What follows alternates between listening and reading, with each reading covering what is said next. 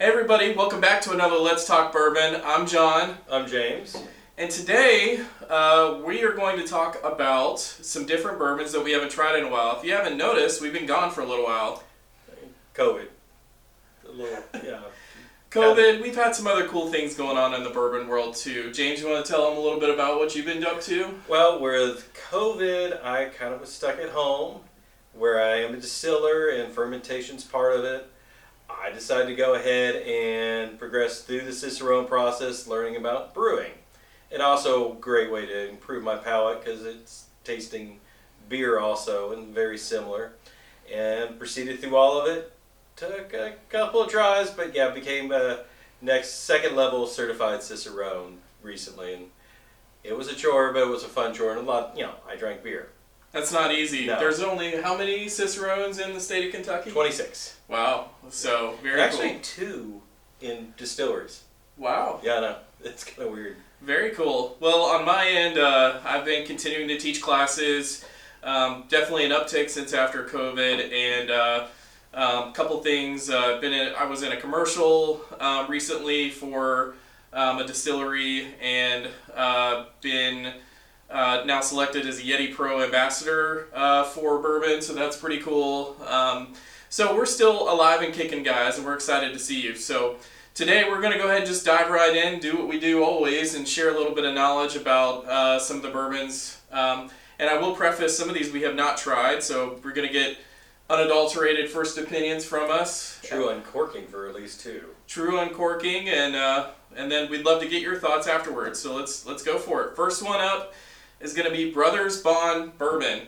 If you guys have not heard about this, the brothers here are Ian Somerhalder and Paul Wesley for a little TV show called Vampire Diaries. Yeah. So Not aimed at me. I will say over COVID, I watched all 10 seasons of the show, and they tease you with bourbon the entire time. So it makes total sense that these guys, when they stopped making the show, decided to really go all in on bourbon. This is their first release spirit, 80 proof. It is, as you can imagine, not new distillate. They didn't create a distillery yet. So this is actually distilled in Indiana. Want to take a guess where that might be? MGP? Probably? Yeah. Probably? Okay. So MG probably, and then otherwise, it looks like their distilling company is based in Arkansas. So when this came out, I said, why not? I went ahead and ordered it from Reserve Bar. That's where you can find it. I think the price point was about 50-ish bucks, which makes sense for something that's sourced. But let's go ahead and give it a shot. Sure. Good work, Pop. Yeah. There we go. So, of course, these guys have a little bit different take on bourbon. 2 really good-looking dudes, but let's see if the bourbon stacks up. Light nose. Sweet. Very light, floral.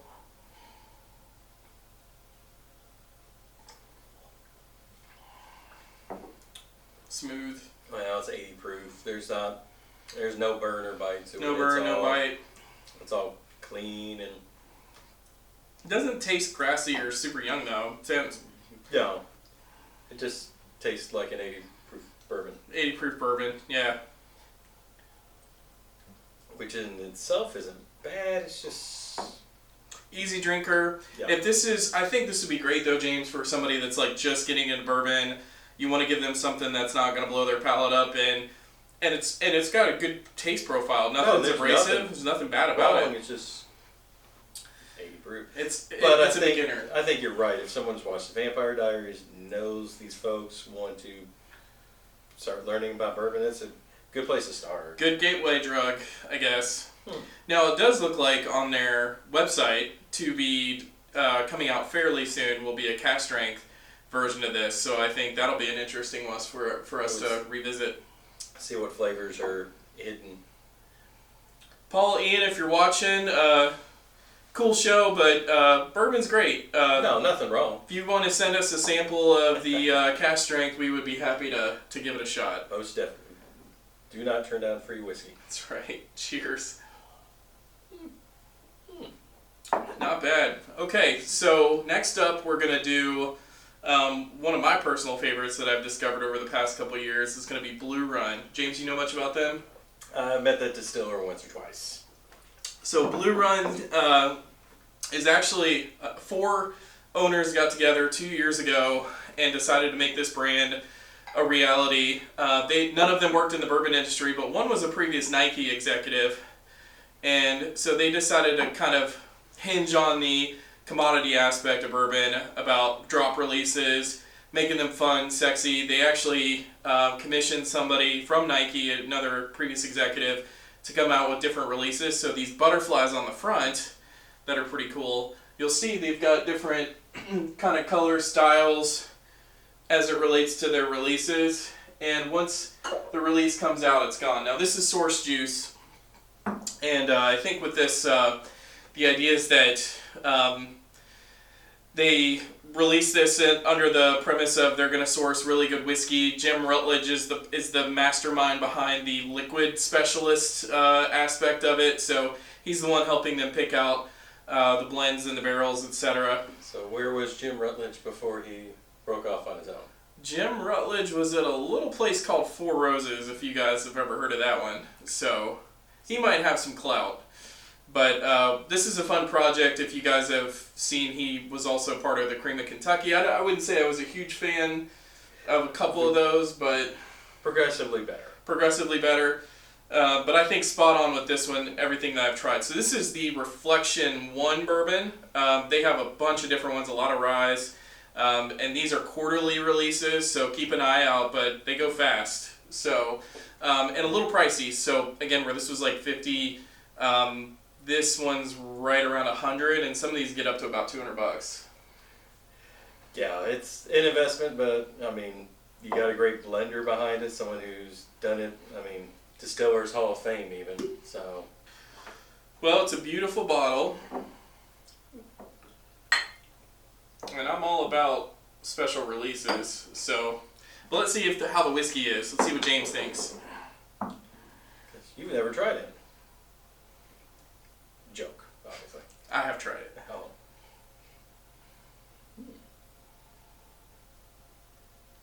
Man. That is a Yeah. good funky spice, which isn't surprising knowing from Four Roses. Oh, enjoy. So hand bottled in Bardstown, Kentucky. I'm gonna take a guess that might be at Bardstown Bourbon Company. Good mouthfeel, but light touch, but it lingers. Sweet, but savory on the finish. No, Yeah. that's complex. That's a journey. 90. Well, I guess it's gonna be 94, Okay. 93, 94 proof. So obviously much better mouthfeel than the Brothers, because 14 proof points. Not quite a hug, but a nice little gentle pat there. I like it. I think it's really good. I think the price point might be a little bit of a turnoff for some folks, but it's good whiskey.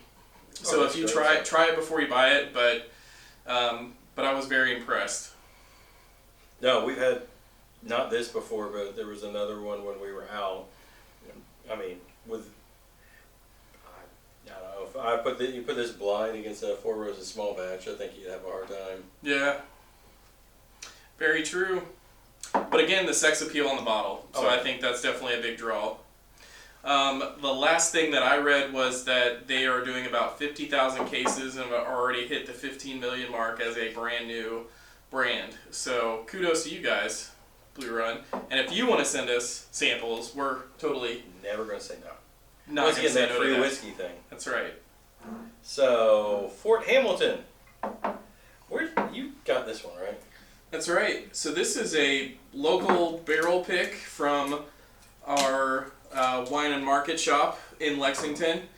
We have a private barrel kind of program that runs through there, and sometimes we get stuff that is just kind of fun and unique and hard to open too. But this one's one with neither of us have tried. So It's a New York rye. I was doing some little reading on it. It is their juice. It's 90% local New York rye. Historically, rye was the predominant whiskey before everyone started moving out to Kentucky because it grows in New York and Pennsylvania a lot. oh yeah. So it's all their 90% of their grown rye in that state, and then 10% malt. They've been around. What was it? 8 years? About 7. Yeah, 7. 6, 7. Yeah. So it is straight, and it's not named, so it's got to be at least 4 years old. So it looks like on the side that's a 5-year, and then 121.2 proof. Nice. Let's give it a shot. But yeah, rye does grow up north. We know that. So we'll see if this compares to that Canadian stuff. Well, the rules are a lot stricter than that Canadian stuff. A lot stricter. And I trust Seth's Palate out at Wine and Market, although I do not trust their corks. That's a tough cork. All right.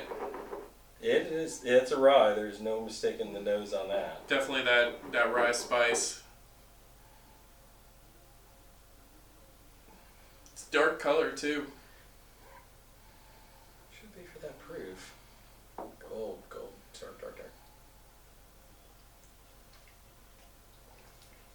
Huh. Wow. That's a jump up from 90-something proof. Oh, well. Back of the mouth. Back of the palate. It's like a wash. Yeah. That's... You know how sometimes ryes are more like almost border on cognac flavors? I agree. I was thinking like a dark rum or a cognac kind of vibe. Which is nice and enjoy. I mean, especially for that proof point.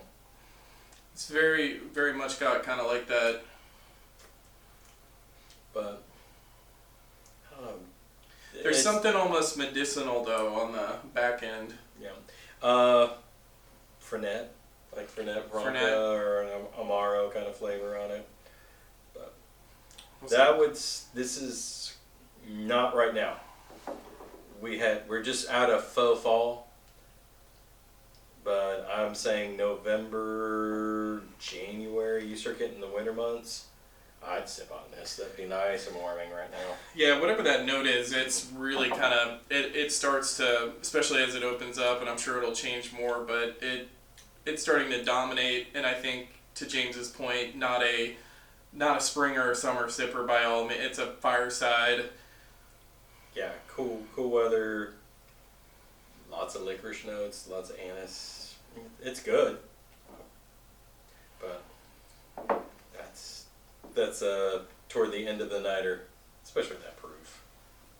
But no, and the way that lingers, it's almost like a scotch. It definitely hangs with you. You keep that flavor on your tongue. Yeah, without a doubt. That's strong stuff. But it's no burn. I don't think much of a Kentucky No, it's all in your mouth. It's all in the mouth, yeah. Backbone. So uncut.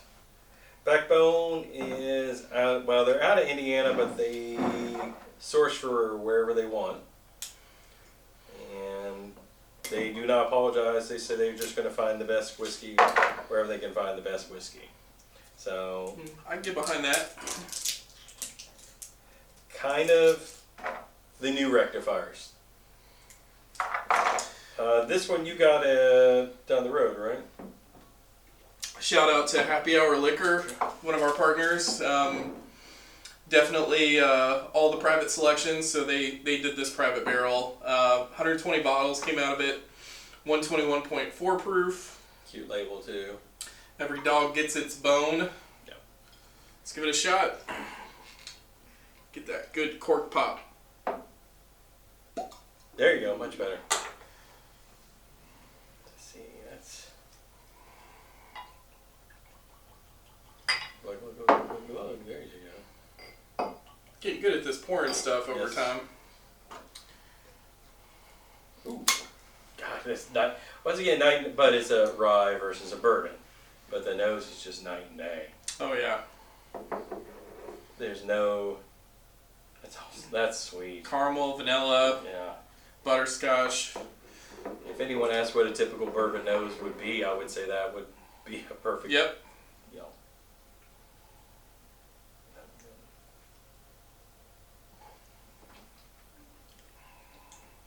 Oh man, that's good.